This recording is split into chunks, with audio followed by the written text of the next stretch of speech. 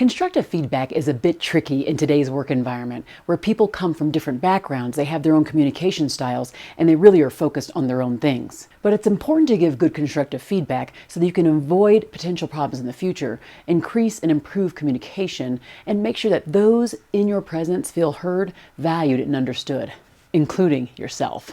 In this video, you're going to learn 3 practical ways to deliver constructive feedback the next time you want to share thoughts with a colleague or a coworker or anybody else at work.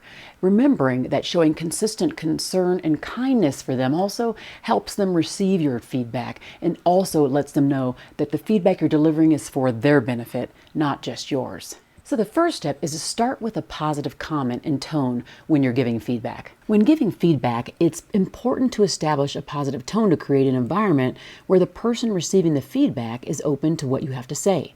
You could start by saying something like, "I really appreciate the effort you put into this project." And another super important tip here, after saying this phrase, do not say the word "but." Instead, use the word and instead of signaling to them that the previous thing was not true, when you say and, it lets them know that both the first thing you said and the second thing you said are both true at the same time.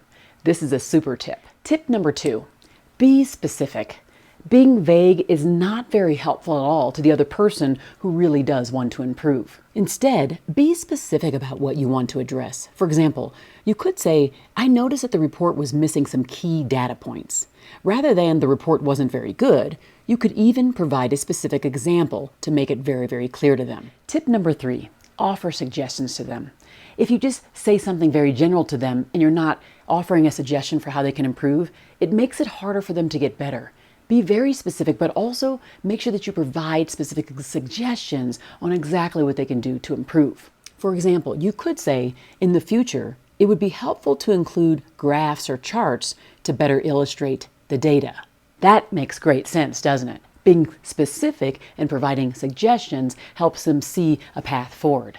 If you like this video, please don't forget to give it a thumbs up and subscribe so that you can learn how to grow into a better leader and build a winning culture in the process. Be well.